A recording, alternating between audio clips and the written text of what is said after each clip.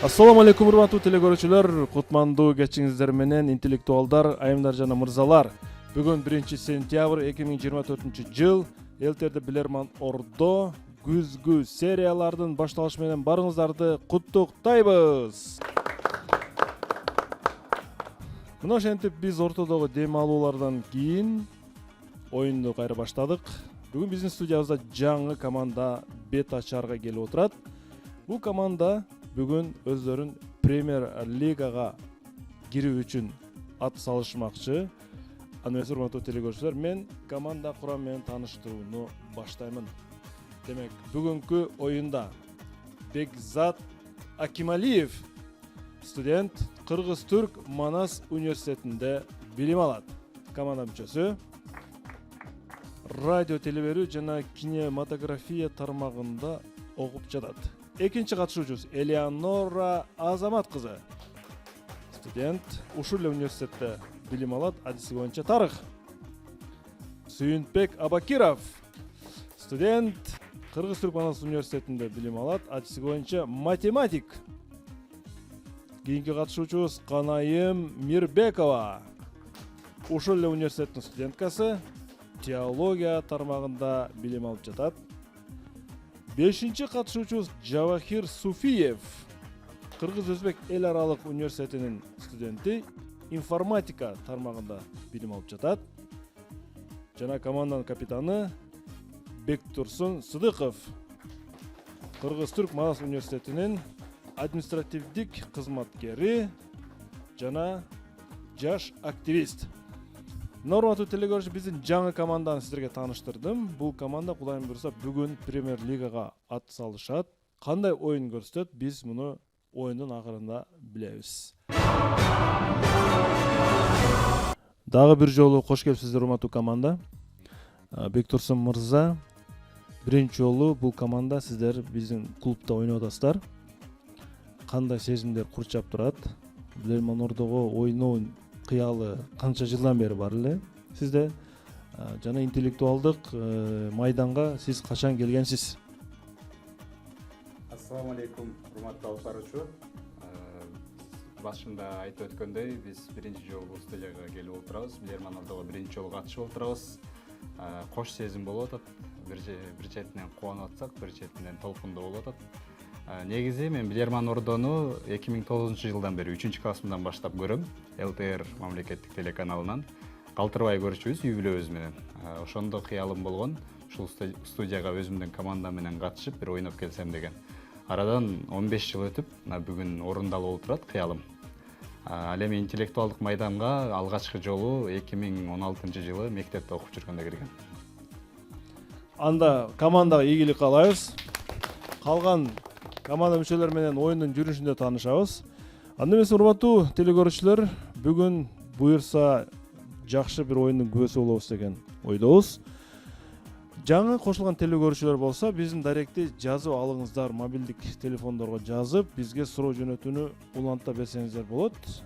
Мынакей биздин даректер экранда турат, караңыздар. Биздин баш өнөктөштөр бул адаттагыдай эле кондитердик фабрикасы Барбол. Барболго чоң рахмат. Адал таттуу дайыма жаңы гана шириңдер менен бизди кубантып келет.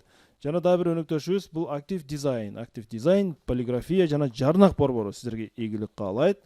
Ошондой эле Таев Костюмс сиздерге жана телекөрүүчүлөргө ийгиликтерди каалайт. Оюн башталды, эсеп 0-0, биринчи раундга старт беребиз. Биринчи раунд. Демек, буну жеңил болуш керек.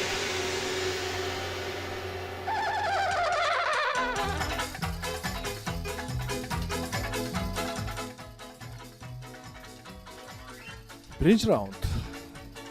Кайсы суроого келип токтоор экен?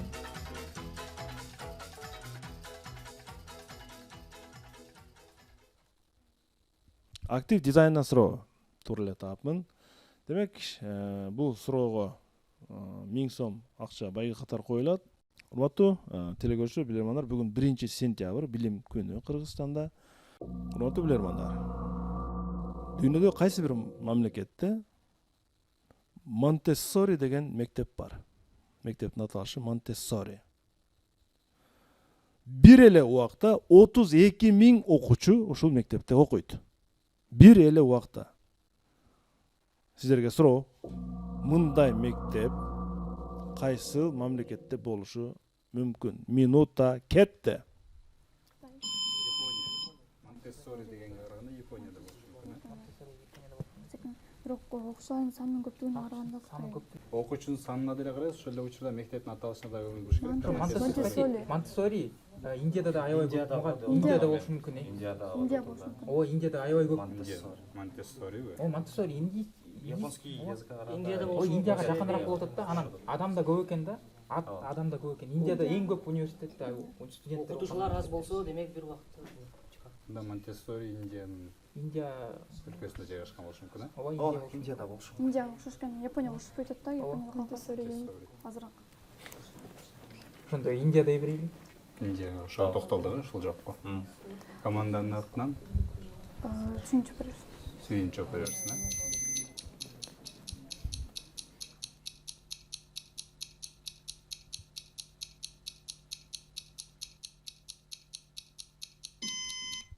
Бектурсун мырза. Урматтуу алып баруучу, бул суроого команданын атынан Сүйүнт мырза жооп берет. Сүйүнтбек. Мен жоом биздин команданын талкуу боюнча Индияда ойлоп атабыз.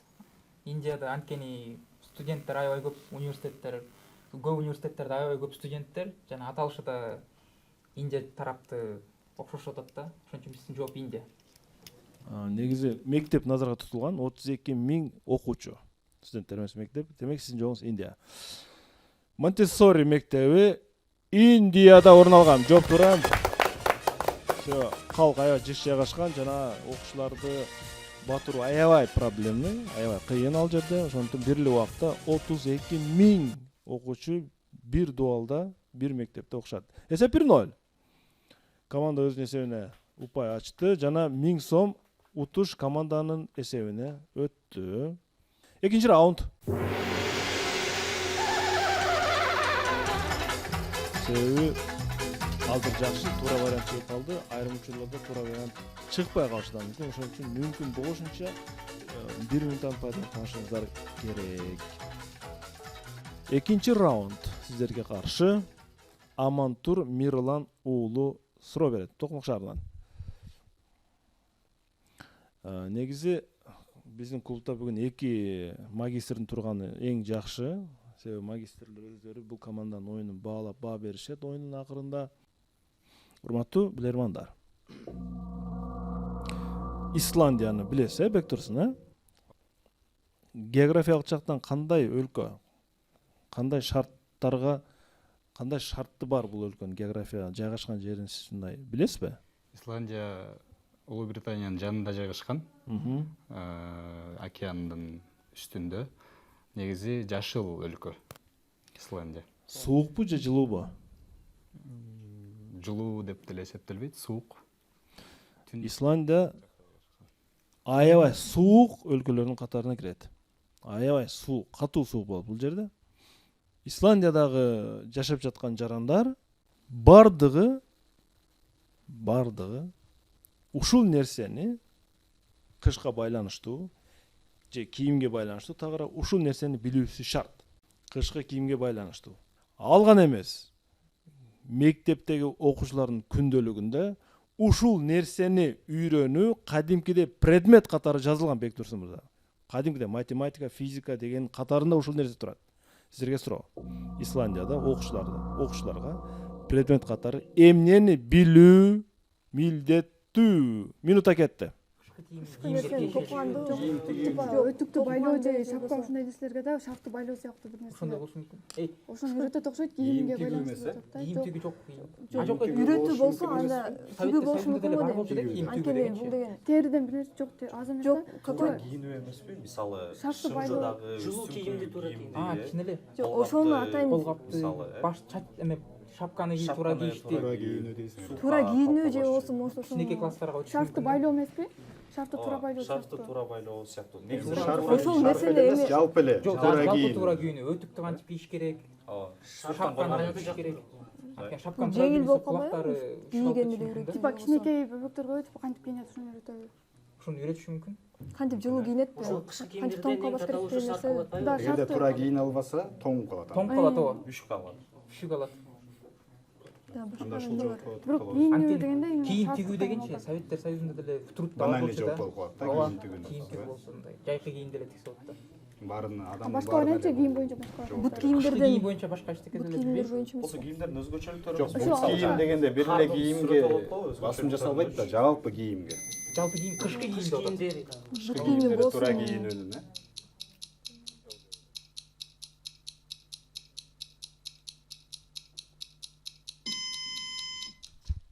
Бектурсун, Урматтуу алып баруучу, бул суроого биздин команданын атынан Бекзат мырза жооп берсин.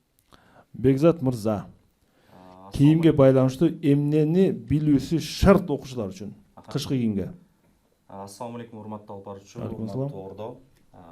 Биздин оюбузча ал жакта аябай суук болгондуктан сабак катары бул кышкы кийимдерди туура кийинүү боюнча сабактар өтүлсө керек. Себеп дегенде кандай кийингенге жараша суукка мисалы жеңил кийинип алса же болбосо жакшы кымтынбай кийинип алса суукка учурап калышы мүмкүн, үшүк алышы мүмкүн. Ошондуктан шарф болобу, кандайдыр бир баш кийим болобу, туура кийинүүнү үйрөтүүчү сабактар болсо керек деп ойлойбуз. Бирөөсүнө токтолуңуз.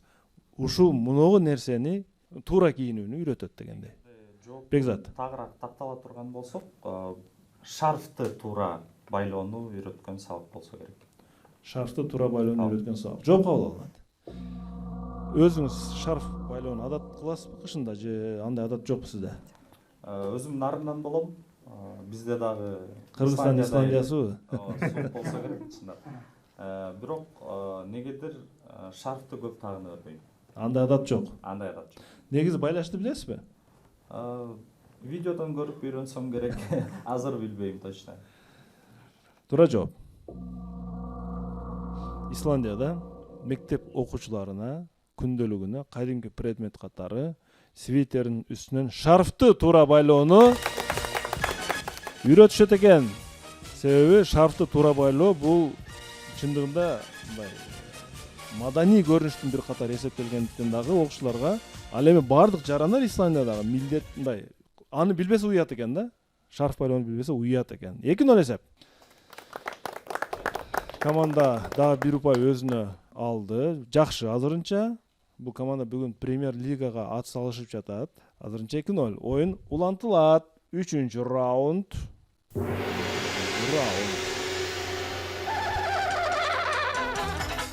Бекзат мырза, өзү тууралуу бизге кеңирээк айтып кетсеңиз, жана телекөрүүчүлөргө сиз жаңы оюнчу катары, айрым телекөрүүчүлөр бул Бекзат мырза кайсы жактан келген, кантип келип калды деген суроолорду ичинен бериши мүмкүн. Жогоруда айтылгандай эле Нарын облусунун кулуну болом. Азыркы учурда Кыргыз-Түрк Манас университетинде радио, телевидение жана кинематография бөлүмүндө окуп жатам. Буюрса быйыл бүтүрүүчү курсмун. Анан Биларман Ордону чындап окуучу кезден бери көрчүмүн. Орустардын версиясын дагы биздин кыргыз версия ушул Биларман Ордону көрчүмүн. Анан чындап кызыкчумун.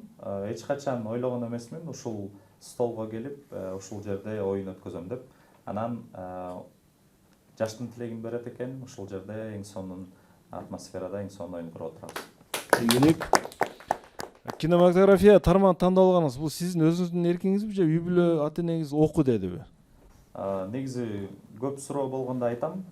Биздин Манас университети Тыналиев көчөсүндө жайгашкан, жалда. Анан Тыналиев көчөсүнөн мен нан ташып өтчүмүн окуучу кезде, жайында келип иштечүмүн. Анан сырттан көрүп эле мен Манасты сүйүп, Манаска тапшырам дегем. Анын ичинен ушул радио, телевидение бөлүмүн аябай жактыргам. Өзүмдүн каалоом менен, өзүмдүн сүйүүм менен эле ушул кесипке келгем. Нуриза Каратаева Кадамжай районунан силерге каршы суроо берет. Урматтуу билермандар, 2013-жылы АКШда JC Penney компаниясы ушундай бир чайнектерди сатууга чыгарып жатып, чоң бир скандалга туш болгон. Мен силерге чайнектин сүрөтүн көрсөтөм азыр. Мында бир скандал болуп кеткен да ушул чайнекти сатууга чыккандачы, маркетинг жагы жакшы болбой калганбы? Соц тармак колдонуучулар тарабынан мындай бир сынга кабылган да, же сапату, же эмнеси, айтор билбейм. Керек болсо айрым керектөөчүлөр азыр ушул чайнекти колдоно турган болсом, мен кайнап кетем го деген сөздөрдү да жаза башташкан.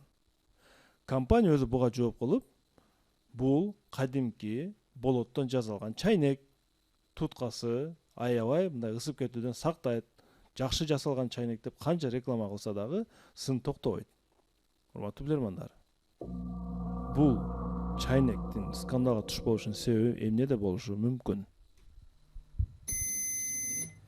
Мен Айкелине окшош турбайбы? Гитлердин, Ну, Адольф Гитлердин. чачы карасаңар колу чачына окшош экен Гитлердин. Ортодон муруту. Мондай шыртатак болгон окшойт. Типа ичинде адамдар кайнайт, типа Гитлердин концлагерлерде еврейлерди Холокостто. Еще тиги немеге пистолетке да окшош экен карасаңар. Ошо Гитлердин Айкели турат. Чайнектин башындагы неме болсо мурутка окшош экен. Концлагерлерде адамдар өлтүрүп. Гитлердин прическасына мурдун прическасы. Ооба, галстугу деле бар экен. Тиги коңгуроо болсо типа пистолетке окшош кеткен мындай. Карасаңар. Колун көтөрүп. Пистолетке же Жок, пистолет баш кийимде. Пистолет кереги деле жок. Коңгуроонун жанында. Немис солдаттары. Ал деген формагабы фашисттик неменде? Ал рекламада өздөрү саткысы келген, бирок аны ойлонгон эмес болуш керек. Кыскасы Гитлерге байланыштырган. Ооба, Гитлерди элестеттирген. Көргөн деле Гитлердин элесин берген. Себеп дегенде ал Концлагерде адамдарды өлтүрчү да ысытып. концлагерлерде үйгүзүп өлтүрчү да ошон үчүн. Элестерде туугандар. Ошол жооп беребиз. Сүйүн.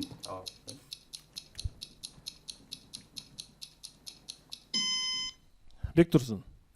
Урматтуу алып баруучу, бул суроого биздин команданын атынан Сүйүнтбек мырза жооп берет. Сүйүнбек. Урматтуу алып баруучу, бул сүрөттө көрүп тургандай биз Адольф Гитлердин элесин көрүп турсак болот. Адольф Гитлердин чачы, баарына белгилүү чачы, муруту жада калса тети галстукка деле окшош кетиши мүмкүн экен Адольф Гитлер кийип жүргөн галстугуна. Жана бул компанияда деген рекламада жакпай калганда Адольф Гитлерди өзү орноткон рекламага жаман болгондуктан, бирок бул жакта дагы бир тарыхка тиешелүү бир нерсе болуп жатат. Анткени чай деген ичинде ысытып кайнайт го. Анан 45-жылдары, 43-жылдары концлагерлерде еврейлерди Адольф Гитлер күйгүзүп өлтүрчү да. Ошого да шайкеш келип, бул реклама адамдарга жакпай калганда, жалпы адамдарга, Адольф Гитлердин элеси үчүн. Бул чайнектин ушул абалда турушу Гитлерге окшоп кетет экен. Эмне үчүн силер буга окшотосуңар деп айтор маркетингде аябай сын калган. Кийин чайнекти өзгөрткөнбү жокпу мен билбедим бул компания. Эсеп 3-0. Оюнубуз улантылат. 4-чү раундга кезек беребиз. 4-чү раунд. Сүйүнтбек мырза. Өзүңүздү тааныштырып кетиңиз телекөрүүчүлөргө. Мен Абакиров Сүйүнтбек, Нарындан болом мен дагы. Мана азыр Манас университетинин 2-курсунда окуп жатам. Кичинекей кезимде мен математический ребустарды чыгарчым. Бирок алар загадкалар оңой болгон үчүн интернеттен издеп көрүп, что где кагданы таап калгам да, ошондон бери 3-класстан бери көрүп келем. Анан 9-класста Билерман ордону таап, ошондон бери көрүп келем Билерман ордону. 9-класстан бери. Ооба, ЧГКны 3-төн бери. Жакшы. Математик болсоңуз бирок Нобель албайсыз, ушуну билесиз, Ооба. Даярмын. Нобель алышыңыз кыйын болуп калат. Айпери Жаныбек кызы Кара Балта шаарынан силерге каршы суроо берет. Биздин ар дайымкы телекөрүүчүлөрдүн катарын толуктайт Айпери. Сиздерге суроо. Бул азыкты, мен азык деп айтайын. Себеби бул жей турган нерсе да. Бул азыкты ушул өлкөдө кээ бир айымдар, кыздар мырзаларына же өмүрлүк жолдошторуна өз оюн жеткирүү үчүн кыйытма катары ушул азыкты белек кылышат экен. Кыйытма катары. Бул көпчүлүк өлкөлөрдө мындай бир белгилүү болгон эле азыктын түрүнө кирет экен. Белгилүү болгон азыктын түрүнө кирет экен. Эмне үчүн ушул азыкты, ушул жей турган нерсени айымдар, кыздар мындай өз оюн билдирүү үчүн кыйытма катары белек кылып беришет экен. Бул эмне деген аталышта? Кетти минута. азыктын атына манёз керек окшойт, аты бирдекени билдирет окшойт. Жок, ошо Же көрүнүшү бирдеке. Жок, ал эмнеге намек берип Жок, атат? мисалы- Гүлгө гүл берсин деп же болбосо турмушка чыгыш О, гүл үчүн. берсин, Элек же подарка, турмушка сюрприз сыяктуу бир нерселерге Мындай атат. вариант болушу мүмкүн да. Сүйгөндүгүн билдирүү үчүн, Сүйгөндүгүн. үйлөнгүсү келген билдиргендиги үчүн, анан Кош бойлуу кош экен бойлуу экенин азык билдиргендиги үчүн. эме эмес Аш кабак сыяктуу пирог эмес. английскийде мындай билбейм, бирок английскийдечи мындай бар да, эме пирог духовке деген эмени билдирет, мен беременныймын дегенди билдирет. Жок, бирок мындай күйөөлөрүн эмес, мындай жөн эле. Балким арбуз. Жок, намек деп атпайбы? Арбуз же капуста болушу мүмкүн, капуста болушу мүмкүн, мен балалуу болом дегенчи. Жок, неге балалуу болом, может жөн эле башка нерсе да. Таттуу деди. Жок, азык деди. кыздар деди, Азык деди, кыздар, азык аялдар деди да. Капуста деле болушу мүмкүн, а? Кыздар Капуста. Кош бойлуулугун О, билдириш билдириш үчүн. үчүн, Капуста билдириш үчүн. же капуста. Арбуз анда. Арбуз жакыныраак го. Билбейм, бирок капуста Неге? көбүрөөк эме капустаны Арбуз деп айтышат. просто мен капустаны көбүрөөк көргөм да жанагы эме такси Жок, деген кинодо бар аталышы билесизби? Капустаны үйдүн баарын Бирок капуста болуп калат. кайсы мамлекетте эле капустанын арасынан таап алгам деп. Баардык эле көп эле мамлекетте, Анда Америкада, капуста Европада. эмес жакын. Ошону берет Жок, да, оюн намек намек болуш намек үчүн. деген Намекку капуста берген башкача эмеспи? Ошо да. Дарбыз берген деле. Дарбыз берген. Ошо башта дарбыз берген башта. Экөөнүн айырмасы кандай? Бирдей да. Капуста го менимче. Жеримин Себеби капустаны круглый год таап аласың да. Ооба. А дарбызды деген кышында каяктан издетилет? атына манёз керек. Бектурсун, бул азык эмне деп аталат? Аталышында маселечи. Балким Кыргызстанда дагы бул бар. Айымдар, кыздар, мырзаларга өзүнүн оюн жеткирүүнү мындай кыйытма катары ушул нерсени берет экен да, ушул азыктын түрүнө. Эми азык дегенде мындай жей турган нерсе эсептелет да. Кандай аталышта бул? Ким жооп берет? Урматтуу алып баруучу, бул суроого команданын атынан өзүм жооп бергенге аракет кылайын. Эми ар кандай талкуу учурунда командадан ар кандай ой чыкты, бирок ушул ойго токтолдук. Анан мен өзүм дагы ишенип атам, эмнегедир ушул ой туура жооп, ушул жооп туура болот деп. Биздин ой боюнча капуста болушу мүмкүн. Себеп? Өзүнүн кош бойлуулугун билдириш үчүн капустаны берген болушу мүмкүн. Турмушка чыгы элек, көбүрөөк турмушка мындай, кандай десем, турмушка чыгы электерге дагы басым жасалат да бул жерде. Кыздар деп атпайбы? Кыздар, мырзаларга деп атам, жигиттерге деп атам. Мисалы үчүнчү. Макул. Мен оюңузду өзгөртпөй эле коеюн. Капуста деп көбүрөөк кош бойлуулукту элестетет деп атасыз, Ооба. жооп кабыл алынат. Сиздер кандай ойлойсуздар? Бул кайсы азыктын аталышы болушу мүмкүн? Урматтуу билермандар, урматтуу алып баруучу, мына биз Айнур Айым менен талкуу кылып жатып, халва же болбосо лукум, набат деген версиялар келди, ойлор. Же болбосо жер жемиштерден клубника деген ой болушу мүмкүн бизде. Мен туура жоопту анда айтайын, урматтуулар. Кыргыз-Түрк Манас университети, балким университеттин ашканасында ушул азыкты, тагыраагы шириндикти сатышы мүмкүн. Бул эмне деп аталышы мүмкүн? Бектурсун? Альбени.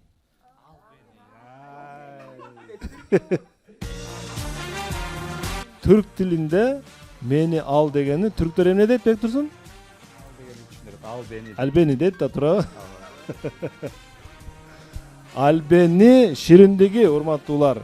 Альбени бүгүн азыр студиядан чыгып, альбениден бирден жегиле. Мына өчөшүп жегиле, жегенде дагычы ушу сени таппай калдым депчи. Бул альбени шириндиги болчу, урматтуулар. 3-1 азырынча. 5-чи раундга старт беребиз. 5-чи раунд. Эгер мен Түркияда дегенде анда бул маанисиз болуп калмак. Түркияда альбени. Негизи ушул шоколад дейбиз эми көбүрөөк. Шоколад мындай момпосилар да бар. Мун ушул альбени шоколадын ким жакшы көрүп жейт? Кандай, сиз жакшы көрөсүзбү альбенини? Ооба. Элеонора, сизчи? Мен анча жактырбайм. Я. Мага анча жакпайт альбени. Сүйүнтпөк эми альбени көбүрөөк карап жүрөт эми. Александр Герасименко Россиядан Новочебоксарск районунан сиздерге каршы суроо берет. Назарыңыздарды экранга бургум келет. Барыбыз кызыккан, жакшы көргөн Mercedes унасы. 2022 жылы сентябрь айынын акырында Лондонда Роджер Федерер деген адамга мына ушундай унаа белекке берилген. Сиздерге суроо. Роджер Федерер ким болгон? Кетти. суроо Теннис. жооп даяр. Роджер Федерер теннисчи. Жооп даяр. Жооп даяр. Мөөнөттөн мурда жооп даяр. Бир аз кечигип калдыңар. Ким жооп берет? Урматтуу алып баруучу, бул суроого команданын атынан Бекзат мырза жооп берет.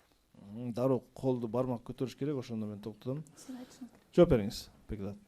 Роджер Федерердин атын укканда биз машина жөнүндө бир кандайдыр бир суроо болот деп ойлогонбуз. Балким биз окшоштуруп атканбыз, бананга окшоштуруп атканбыз. Мерседес банан деп коюшат.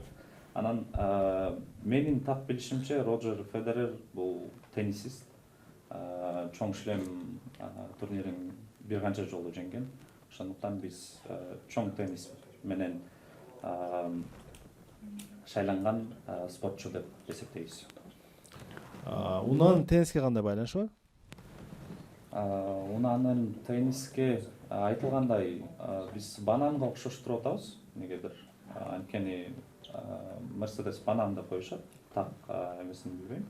Анан банандын билбейм, тенниске бир жакындыгы бар болушу мүмкүн. Балким банандан тайгыланып кетип же Роджер Федерердин чапканы же пастары бананга окшошу мүмкүн. Бирок Федерер дегенден кийин биз теннисчи деп ойлодук. Туура жооп. Сиздерге азыр Роджердин ушул унаанын жанында түшкөн сүрөтүн дагы көрсөтөйүн. Мынакей, бул ошол теннисист. Чындыгында эмне үчүн ушундай түстөгү унааны белек кылышкан?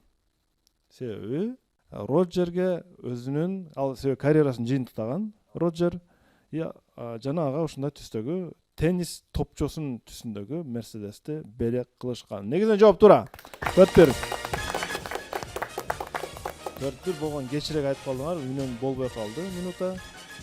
Ат чабым алдыда десек болот. Бул бүгүн жаңы команда ойноп жатат. Урматтуу телекөрүүчүлөр, биз болсо 6-чы раундга старт беребиз. 6-чы раунд.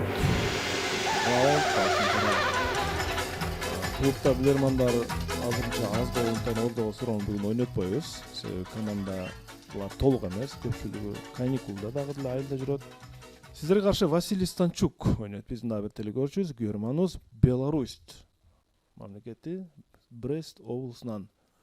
Урматтуу билермандар, Василий Станчук сиздерге сыр сандык аркылуу жөнөткөн суроосун.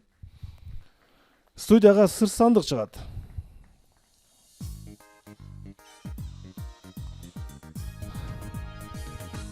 Сырдуу сандыкча.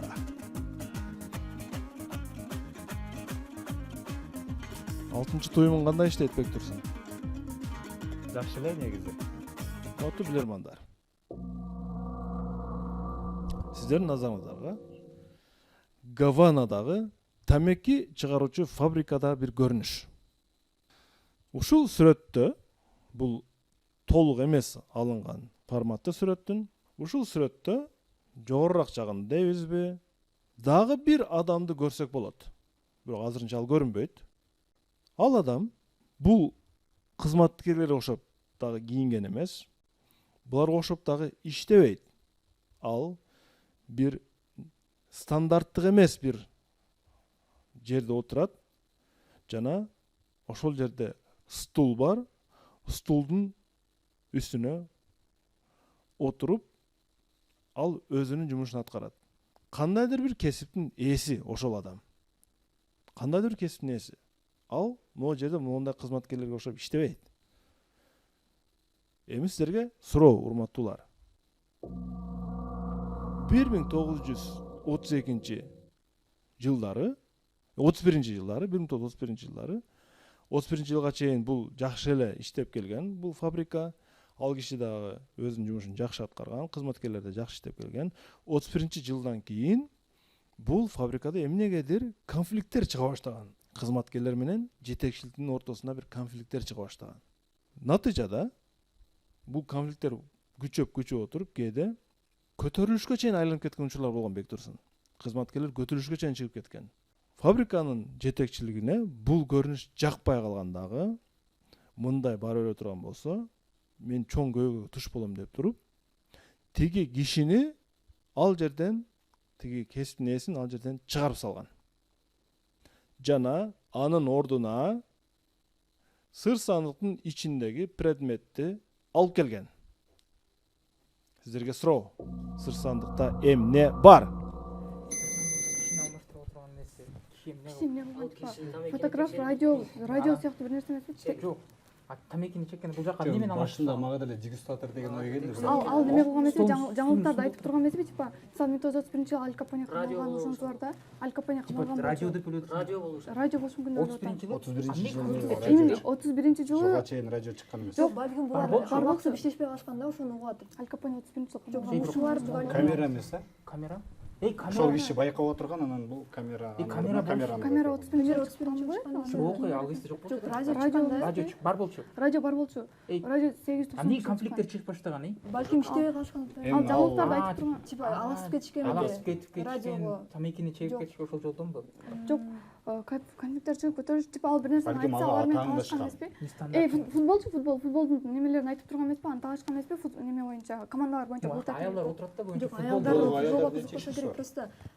Башка вариантчы? Радио. Мен оюма камера келген болчу, бирок камера Камера ал кезде только мындай Чечтик чоң болчу. болсураак болуп калат. Кино. Жок, мен дүйсөк радио дейт. Ким жооп берет? Сеохир деп. Бектурсун. Бул суроого команданын атынан өзүм жооп бергенге аракет кылып көрөйүн. Биздин командадан талкуу учурунда ар кандай ойлор чыкты. Бирок эң эле жакын ушул жооп деп ойлойбуз. Ал киши кабарчы болушу мүмкүн, журналист болушу мүмкүн. Анан ошол иштеп отургандарга кабар жаңылыктарды айтып турган. Конфликт чыккандан кийин анын ордуна радио алып келген болушу мүмкүн. Сыр сандыктын ичинде биз радио бар деп ойлойбуз. Макул. Мен ал сиздерге алгач бекитилген адам ким экенин көрсөтөйүн сүрөттө. Маселени чечип алайлык биринчи. Демек, баарыбыз көрүп турабыз. Бул жакта аялдар гавана тамекисин даярдап атат. Упаковкага тиги киши болсо газетаны алып алып, аларга жаңылыктарды окуп берип атат. Аны кетирген дагы анын ордуна проблема жаратпай турган бир предмет алып келип коюшкан. Көрөбүз, радио же башка нерсеби? Көрөлү. Сыр сандыкта бул радио аппаратты алып келинген жана ал ошол адамдын ордуна эртеден кечке жаңылыктар жана ыр айтып иштеген. Албетте бул саясатка аралашпайт радио. Кадимки программанын негизинде иштеген. Демек, эсеп 5-1. Буюрса Премьер Лигага чыгып кетүү мүмкүнчүлүгү бир топ мындай бир жакын десек болот. Бирок оюн ар кандай, мындай учурлар көп болгон бизде 5тен катып калган учурлар да болгон командалар. Алдыда көрөбүз кандай болуп жыйынталат. 7-чи раунд. 7-чи раунд.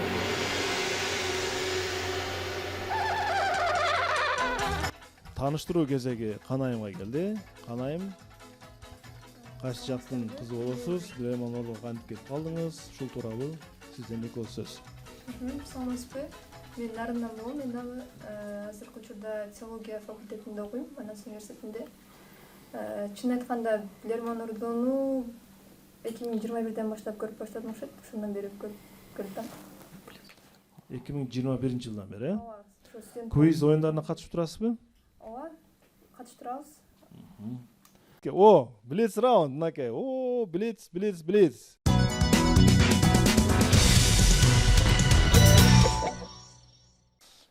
Блиц раундда Аруна Тазабековдун суроосун өтүлөт. Суроого көңүл бурабыз. 20 секунд гана убакыт берилет. Көпчүлүккө белгилүү бир китепте бир күзгү жөнүндө кеп айтылат. Ал кепте күзгүгө жакшы карангандар өздөрүн туура байкап, ката кемчиликтерин көрүп, алардан сабак алышат. Келечектин жаркын болушуна ишеничтүү кадамдар менен бет алуу мүмкүнчүлүгүнө ээ болушат деп берилген. Дал ошол күзгү тырнакчанын ичиндеги жеткиликтүү тилибизде эмне деп айтылат. Эмне жөнүндө сөз кетип жатат. 20 секундда кетти. Өзүң. Өтүнүч. өтүнүшкө карагандар өзүнүн өтүнүштү карап туруп анан кийин оңдонуп каталарын көрсө оңдонот типа. Ал кайсы китептер? Күзгү караңан чыгыс айтып китептер болушу мүмкүн да, бирок өтүнүш сурап атат. Өтмүш күзгүсү болушу мүмкүн. Тарых эмеспи, тарых өтүнүш боло берет да. Ар бир адам өзүнүн Тарых деген Ар бир өзүнүн карайт.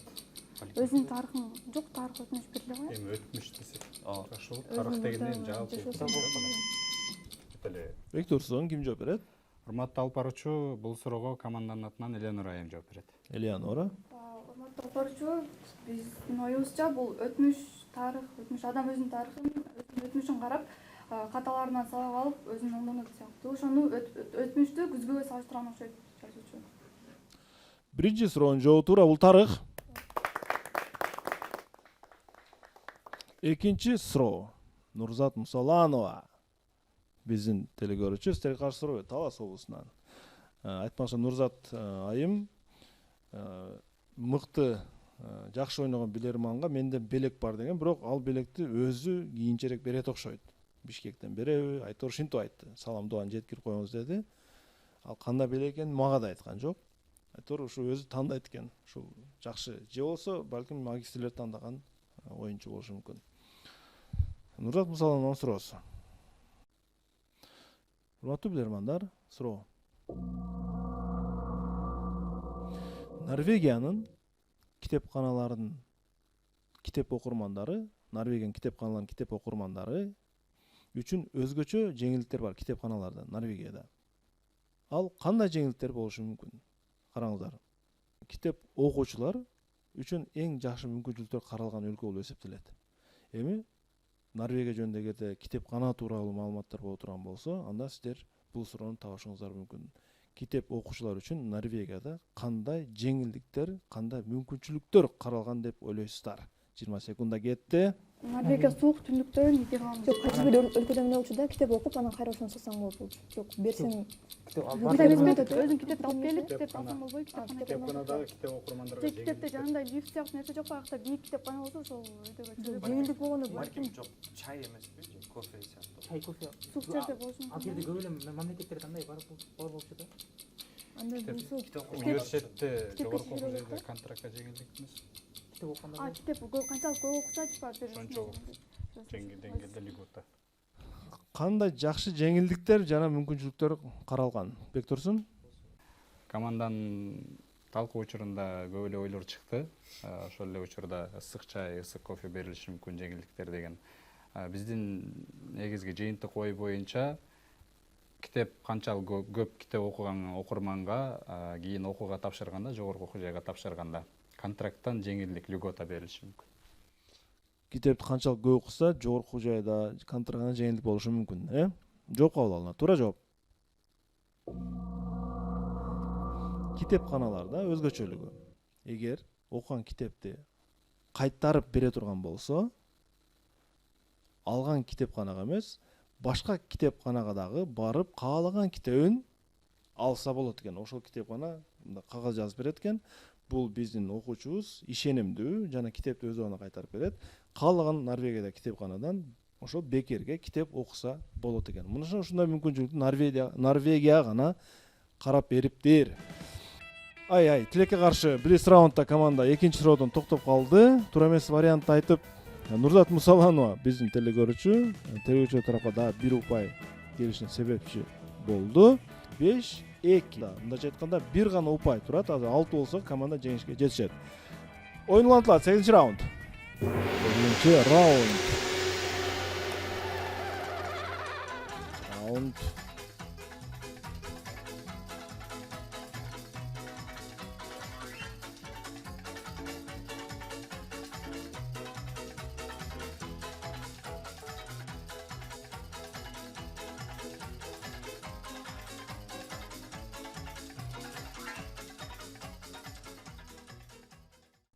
Жаны Узак Садир уулу Базак Коргон районунан силерге каршы суроо берет. Суроого көңүл бурабыз. Урматтуу билермандар. Москвадагы жалпы бүтүрүүчүлөр кечесине арналып жыл сайын Москва шаарынын мэриясы концерт уюштуруп беришет. Быйылкы концертте дагы кээ бир ырчылар менен бирге дал ушул кесип ээлери чыгышкан. Урматтуу билермандар, булар кимдер, кандай максатта ал иш чарага катышкан ырчылар менен бирге? Кетти минута. Кайсы кесиптин ээлери? кесиптин ээлери менен популярдуу болгон ырдын эмесин келиштиришибиз керек болот. Мисалы Жок, согушка чечет жокпу Украина? 2024-жылга чечет жокпу? Быйыл Солдатта эң деди кесип да? жок да. Солдатта эң кесип жок да. жок, мисалы Жок, Аскер кызматкерлери чыккан мына, болчу. мисалы мындай болушу Аскер мүмкүн. же медицина. Студенттер да. Былтыр эме болду го, за деньги да деген эме болду го. Жок, Популярный. А бухгалтерлер чыгышы мүмкүн. Неге? За деньги да. Жок, андай Жок, деле. жок, Жок, бул Андай жерде эмеде. ырга басым жасаган жок. Ырчылар менен кесиптин Ырчылар менен чогуу чыкты дегендей. Жок, бул жолу эмне болду? Дәл ушундай болушу мүмкүн Жок, ба? Интернетте мисалы бир популярный чеңел болуп ырдап атат, аны менен кошо башка Ооба, чын эле ушундай болушу ээлери чыгып атат. Жок, бул прям мэрия уштуруп атат. А былтыр болчу да сен айткан. Жок, мэрия деген Блогерлер, нема айтат экен, тиктокерлер. закондор типа неме блогер, тикток ушундайды продвигать этебиз деген. Жок, эмне Бар үчүн болчу чыгышы мүмкүн? Кайсы бир коопсуздукпу же? Блогерлер Жок, бир кесиптин Маркетинг ээси О, бир кесип бир кесип ырга кесип. тиешелүү. Бир ырга тиешелүү. Ырга болуп жатса. тиешелүү. Жок. О, силер Мисалы аэропорт жөндөрү болсо анда бир эмелер чыгат. Циркачтар циркте ойногондор. Популярдуу ырлардан ушул болду да. Анан Быйылкы хиттер ушул болду. За деньги да болду. Ал былтыркы да, быйылкыны айтып атпайбы? Ким жооп берет? Урматтуу алып баруучу, бул суроого команданын атынан өзүм жооп бергенге аракет кылып көрөйүн. Албетте капитан ушундай тобокелдикти өзүнүн мойнуна алат өзү негизи. Талкуу учурунда түрдүү ойлор чыкты. Бекзат мырзадан дагы жакшы ой чыкты, бирок негедир жалпы команда боюнча ал жооп туура эмес өңдүү көрүнүп атат бизге. Жалпы биздин команданын жыйынтыктагы ою боюнча эми Россия менен Украинанын согушуп атканын билебиз, баарыбызга эле белгилүү. Согуш жүрүп жатат. Айрыкча бул жылы аябагандай курчуду. Анан бул жерде популярдуу ырчылар менен кошо аскер кызматкерлери чыккан болушу мүмкүн деп ойлоп атабыз.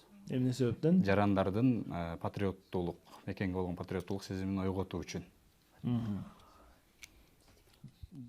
Бүтүрүүчүлөргө дедим суроодо. Бүтүрүүчүлөргө уюштурат, мектеп бүтүрүүчүлөрүнө. Демек, ырчылар менен бирге аскер кызматкерлери чыгышы же жоокерлер Мектеп бүтүрүүчүлөрүн аскерге тартуу кызмат, аскерге жоокердик кызматка тартуу максатында болушу мүмкүн. жооп кабыл алынат. Ар кандай абалдагы бүтүрүүчүлөр дагы бар.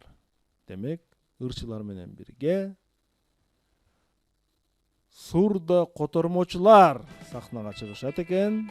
Анткени сүйлөй албаган, укпаган мектеп окуучулары, мындайча айтканда, ден соолугунун мүмкүнчүлүгү чектелген окуучулардын дагы талабын эске алуу менен Москванын мэриясы сурда котормочуларды алып чыгып, алар эмне деп ырдап жаткандыгын жаңсоолор менен түшүндүрүп турушат экен, урматтуулар. Бул раунд телекөрүүчүлөр тарапка өттү. Жанузак Садыр уулу Базаркул районунан бул суроо менен телекөрүүчүлөргө дагы бир упай алып келди. Натыйжада эсеп 5-3. 5-3. Билермандар дагы да болсо алды да. Бир гана упай турат. Бир гана упай. 9 раунд. 9 раунд баштап беребиз.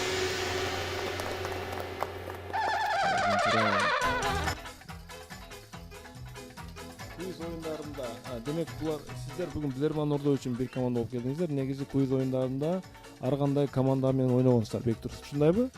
Ооба. Туура. Жеңүүчү болгон учурларыңыз көп эле болгонбу команда убактында? Ооба, көп эле болгон. Көп эле болгонбу? Көп эле жеңгенбиз. Бехрус Бердалов мына Өзбекстандык биздин көрөрмандардын суроолорунан кезек келиптир. Суроого көңүл бурабыз. 1765 1783 жылдарда Америкада төңкөрүш болгон. Ошол убакытта чындыгында экономикалык чоң кризис пайда болгон Америкада. Бир топ керектелүүчү товарлардын таңкыстыгы пайда болгон. Азык-түлүктөн сырткары чарба буюмдары, ар кандай айтор кризис, бардык жакта дефицит. Айрыкча Вирджиния штатынан башка жакка көчүп жаткан адамдар өздөрү жашаган үйлөрдү өрттөп анан кийин кетишкен. Мону караңыздар. Башка жакка көчүп кетет, бирок өздөрү жашаган үйлөрдү өрттөп анан кетишкен. Мындан улам жергиликтүү бийликтер үйлөрдү өрттөөгө да тыюу салган мыйзамды чыгарды. Бирок бул жакшы ишке ашкан жок. адамдар үйлөрүн өрттөөнү уланта беришти. Сиздерге суроо. Башка жакка көчүүнү каалаган адамдар эмне үчүн өздөрүнүн эски үйлөрүн өрттөп салышкан, анан кийин кетишкен? Бул жерде эмне маселе бар? Кетти минута.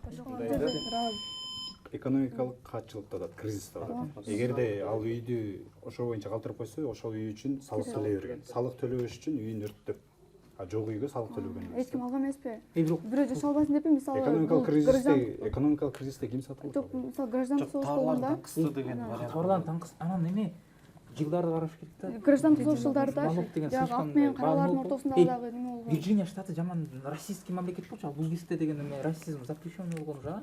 Эме то есть Жок, ал убакта дагы деле ак менен каралардын нерсе болуп Экономикалык турганда. кризиске чернокожийлер жашап атышты. Үйдө Же наоборот, чернокожийлер жашаган болсо, белокожий дагы болбош. андай болгон эмеспи? Үйдө эмелер көбөйүп кеткен, кемиргичтер. Анан дан азыктарына таасир. Ал көчүп кетип атпайбы? Ал көчүп кетип атканда дан азыктарын Анан мамлекет запрет кылыптыр. Түү салга түшүр. Эми ошо кара кишилер Налог жакшы болот, налог жакшы болот. Эгерде слишком база үй болуп алган калса, болсо налог төлөй берген, а үйүн өрттөп жибергенде налог төлөгөн немеден бошотулган. ал бизде налог тешкен эле боюнча каралат. Ушул жок. Башка вариант жок. Башка вариант Жок, барбы? налог жок. Типа баягы вариант бар, ак каралар жашай албасын үчүн деген налог чыгып. Экономикалык каатчылыкта ал актуалдуу маселе. Бектурсун. Урматтуу алып баруучу, бул суроого команданын атынан өзүм жооп бергенге аракет кылып көрөйүн. Сиз айтып аткандай экономикалык каатчылык болгон, кризис болгон деп атасыз. Айрым товарлардын таңкыстыгы пайда болгон дедим, Айрым товарлардын таңкыстыгы.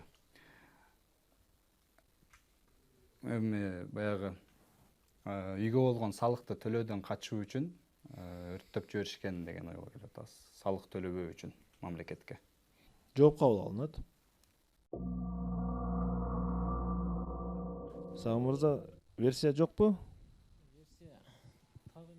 Эмне үчүн өрттөп кетип атат буларчы? Бузуп кетсе болбойбу? Урматтуу, айтып кое берели, бул жерде эми баардык жерде карыз болуп калышы мүмкүн. Мисалы үчүн электр энергия башка. Ал эми ошол жерден качыш үчүн, мисалы үчүн көп тейлөө кызматтарынан качыш үчүн булар атайын өрттөшү мүмкүн. Ошол жактан дагы эле ошол салык, ошол кошумча тейлөөлөрдөн мындай жарандардан качуу маселеси болуп жатат окшойт. Кризис. Караңыздар, үй өрттөлдү. Жагачтан жасалган үйлөр, көбүнчө. Үй өрттөлдү. Үйдүн эч нерсе калган жок. Бирок өрттөлбөгөн бир нерсе калышы мүмкүн. Бектурсун, өрттөлбөгөн бир нерсе калат жерде. Эмне калышы мүмкүн үйдөн? Бекзат. Эмне өрттөнбөйт? Мор, түтүн чыга турган. Темир өрттөнбөйт, Эмне темирден жасалат, Бекзат? Үйгө эмне көп иштелет? Үйгө. Печка болушу мүмкүн. Устачылыкка ким кызыгат, устачылыкка? Балталар. Алар мыктарды терүү үчүн үйлөрүн өрттөшкөн, урматтуулар. Мык. Себеби мык өтө кымбат болгон. Мыкты терип кеткен, өрттөтүп туруп, мыкты терип, алар башка жакка көчүп кетип атпайбы, үй салганы. Ал жактан үй куруш үчүн мыкты терип кетишкен. Себеби мык чыгаруучу ишканалар дээрлик жабылган. Ушунчалык кымбат болгон мык жасашчы. Алар мыкты терип кетүү максатында үйлөрүн өрттөп салган. Тиле каршы бул суроону команда таба алган жок. Мен ушу чарба буюмдары деп атайм да, кыстырма катары айтып кеттим эле. Эсеп өзгөрдү. 4-5. 4-5. Уламдан улам телекөрүүчүлөр ашууну ашып келатат. Oyun болсо улантылат. 10-чу раунд. Команда үчүн дагы жакшы шанс бар. Жакшы шанс бар команда үчүн.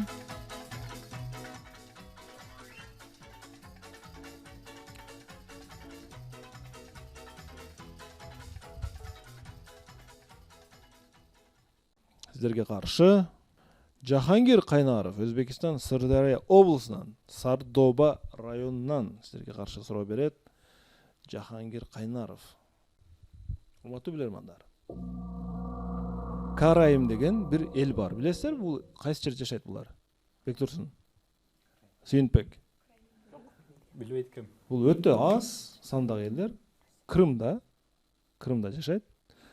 2020 жылкы статистика боюнча болжол менен 500-дүн тегерегинде эле саны бар. Айрыкча бул элдин аялдары менен кыздары кадимки чүчпараны аябай даамдуу жана адаттан тыш мыкты жасоо менен айырмаланат. Чүчпара жагабы сизге Бектурсун? ооба. Алар даярдаган чүчпара ушунчалык кичинекей өлчөмдө деңиз, бир кашыкка кээде 10 чакты даанасы деп батып кетет экен. Аябай майда даярдаганда 10го чейин батып кетет экен, кээде 5. Ал эми турмушка чыкпаган кыздар болсо, чүчпара даярдоо маалында анын камырын мына ушул нерсе менен kesишет экен. Кандайдыр бир нерсе менен. Kesишет экен камырын. Турмушка чыкпаган кыздар. Ошол нерсе бул нерсе негизи ашканада колдонуучу нерселердин катарына кирбейт канайым. Ал ашканада турбайт. Ушул кескен нерсечи. Ал аялдарга көбүрөөк тиешелүү, аны башка учурда колдонушат аялдарчы. Мындай башка учурда дегеним мына ашканага тиешелүү предмет эмес да Бектурсун. Анын орду башка. Камырды ошо менен кесет экен. Фарси тилдеринен которгондо ал нерсе бармак деген маанинда билдирет экен. Урматтуу билермандар, сиздерге суроо. Эки ооз сөз менен ал нерсени таап бериңиздер. Кетти минута. Төшөктү кабылганда бармакка неме кийгизип алат го. Ошо менен типа монтип тегерек кылып кесишпейби? Типа монтип оймок дейсиңби?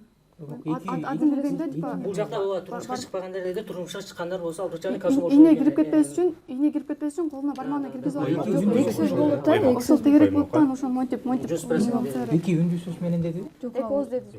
Ийне деле эмеспи?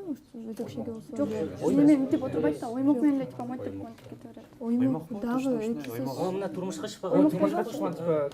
Турмушка чыкканда нике шакеге менен кесмеге. Оймок.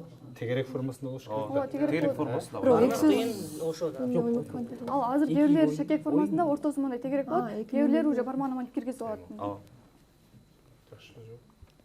Башка варианттар деле, башка варианттар. Мага ийне келип аткан, бирок бармак дегенде ошол келди да. Эми ийнени отургучу оймок менен бир Ага, бручальный косо келди, мына турмушка чыкпаган дегенде. турмушка чыкпаганда оймок болот. Уже оймок болот. Шакек менен кесмек да. Оймок деген вариант. Сөп дегенде Бармак тем более. Оймок бармакка салынат. Ушул вариант. Бектурсун мырза, Урматтуу алып баруучу, жооп берет. бул суроого команданын атынан Эленора айым жооп берсин. Элеонора айым жооп берет. Мен эскерте кетейин, бонус алсаңыздар болот, бонус. Алып баруучу тарабынан берилет, бирок ордодон жардам албайсыздар азырынча. Эленора. Урматтуу алып баруучу, биздин командадан бир вариант чыкты. Баарыбыз эле макул болуп атабыз. Бизде кыргызчасы оймок болсо керек. Негизи апаларыбыз төшөктү же бир нерсени, негизи көбүнчө төшөктү кабылганда аябай монтип саюып, кайра чыгарып оор болгон үчүн колуна бармагына кирип кетпеш үчүн ийне оймок пайдаланылат. Анын оймок негизи тегерек болот, бул жагы ошол менен кичинекей нерсени, кичинекей камыр, тегерек камыр кесиш үчүн ошонун формасында монтип камырды кесет окшойт. Оймокту тартып көрсөтүп бере аласызбы азыр? Оймок эки түрдө болот. Азыр кээ бирлери мындай тегерек болот да, анан бул жагында типа мындай шакек түрүндө болот. Анан бири болсо мындай эле немеде болот, мындай. Анан бул жагы болсо мындай ачык болот. Бул жакка колун киргизип алат да. Демек, кайсы жагы менен иштейт ошондо камыр кесип атканда? Бул ооз жагы менен, ооз жагын монтип форма сыяктуу кылып коюп. Жана баягы колго ийне өтүп кетпеш үчүн кийилген, Ошону айтып атасыздар, туурабы? Жооп кабыл алган. Демек, бул Элеоноранын ою боюнча, балким команданын ою боюнча оймок болушу мүмкүн. Элеоноранын колунан азыр мен бир нерсени байкап калдым. Элеоноранын аты жок бармагында, жок, ортоңку бармагында шакек турат да, Элеонора. Эмнеге шакек тагып алгансыз? Негизи жөн эле кыздар шакек Жөн эле тагып алгансыз, жөн эле. Ооба, жөн эле тагып алгансыз. Маселе ушул жөн эле шакекте, урматтуу Элеонора. Алар камырды ушу шакектери менен кескен.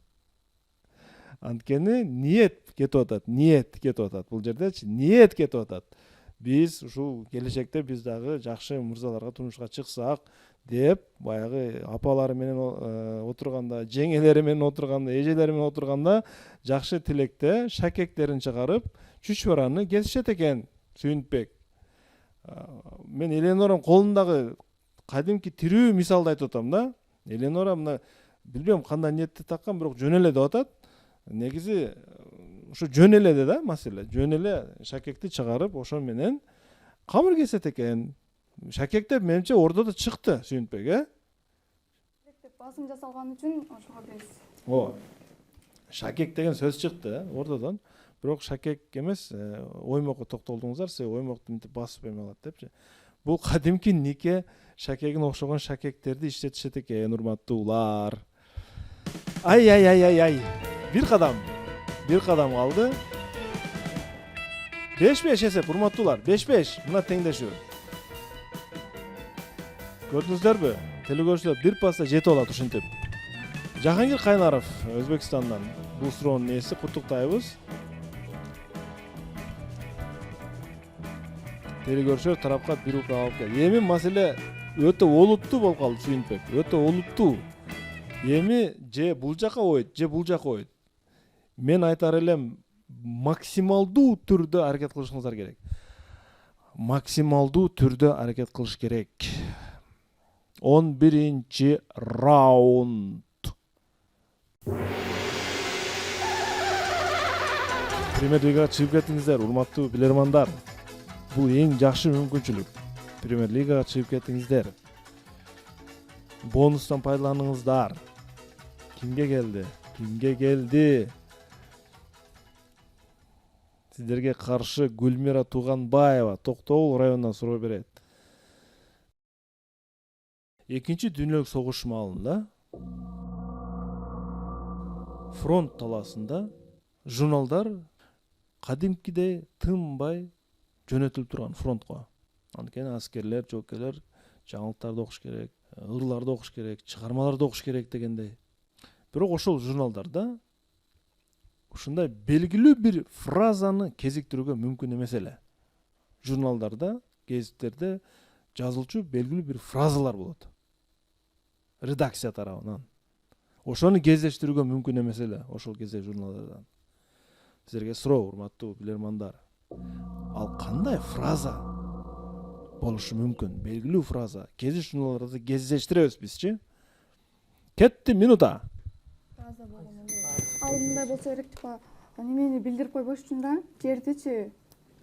Жок, эмести. Журналды элестеткиле, анан кандай сөздөр болушу мүмкүн? Мисалы, кийинки бетке өтүңүз, аягына чыгыңыз, билбейм, артка кайтыңыз, мисалы, артка кайтыңыз деген сыяктуу. Артка кайтыңыз деген. Журналдарда болобу ушундай сөздөр? Болот го. Артка кайтыңыз. Жаңылыкты кайра окуп өтүш үчүн. Ооба. Белгилүү бир цитата эмеспи? Жок, негизи журналдарда ал нерсе болот, бирок бул журналдарда болчу эмес экен. Артка кайтыңыз деген немеси жок болчу фразасы. Же балким аягына чыкты деген сөз. Аягына чыкты деген. Ооба. Артка кайтыңыз. Артка кайтыңыз деген эң болбошу мүмкүн, себеп дегенде ал нерсе айтылбаш керек. Артка кайтыңыз деген. Журналдарда негизи айтылат, бирок бул учурда айтылбаган. Бар, ошон үчүн Жок, аны башка варианттарда айталат. Дагы кайра башка варианттар бар. Элестетилер журналдарда бар, бирок ал учурда колдонулбаган. Жана аягына чыкты менен, аягына чыкты менен артка кайтыңыз деген фраза. Соңуна келди. Погодага тешес жокпу? Погоданы билбейсиң. Жок, просто бул сөздү мындай жагымдуу эмес болгон үчүн эле колдонушчу эмес экен. Бектурсун. Урматтуу алып баруучу, бул суроого команданын атынан Бекзат мырза жооп берсин. Бекзат, жакшылап чечим кабыл алдыңыз, Бекзат? Болбосо 6-5 эсебинде жеңилип калышыңыздар мүмкүн. Негизи башында сүйлөшүлгөн боюнча, эгерде ортодо жакшы вариант, так туура вариант чыкпай калса, так жооп чыкпай калса, мага шылтап эле, мага бере бергиле дегем. Анан негизи эгер утулсак деле, утсак деле рискке барыш керек болуп калды, анткени 5-5 болду эсеп. Анан биз журналдарды эстеп көрдүк, биринчи кандай фразалар бар болушу мүмкүн. кийинки бетке өтүңүз, аягына бул окуя аягына келди же балким.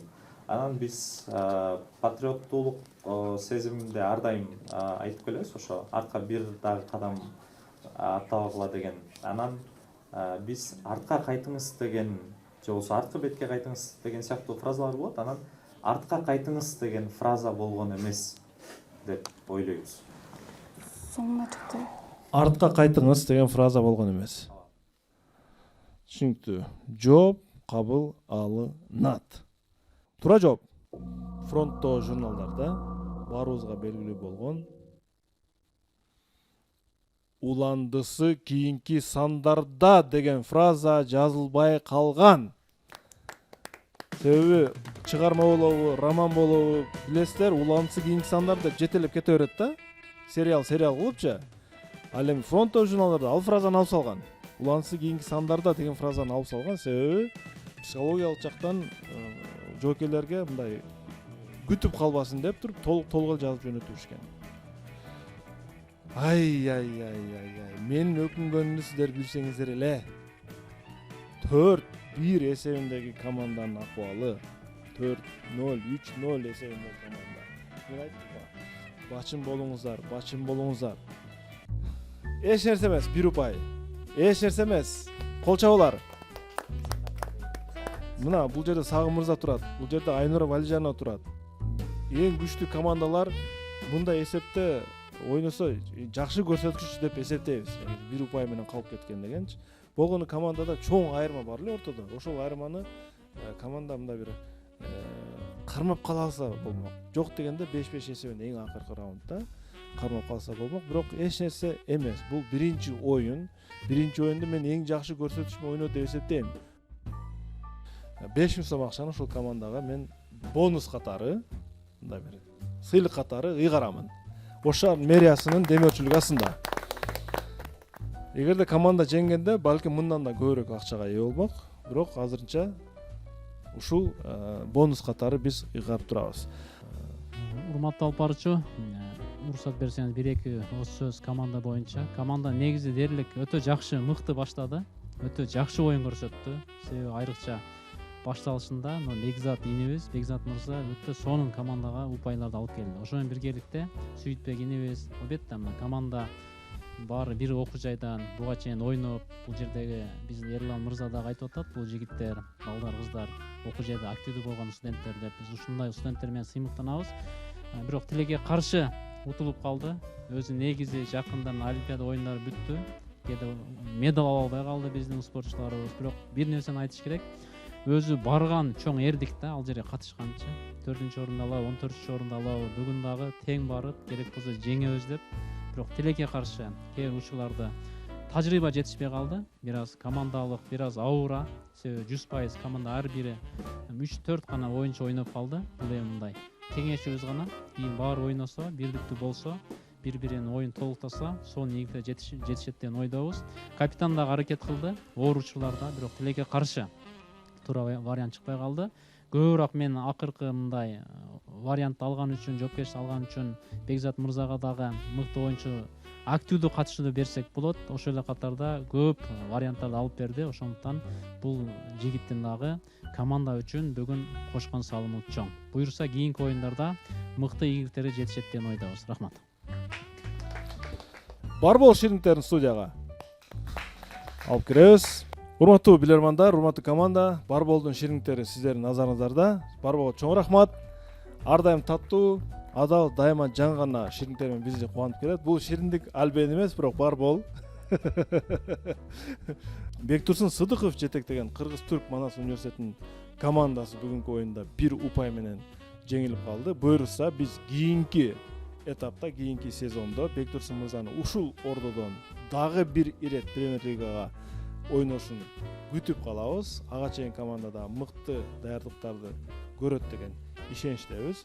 Бардык телекөрүүчүлөргө жана демөөрчүлөргө биз өнөктөштөргө ыраазычылык билдиребиз. Билеги күчтүү билди жыгат, билими күчтүү миңди жыгат. Көрүшкөнчө, ассаламу алейкум, аман болуңуздар.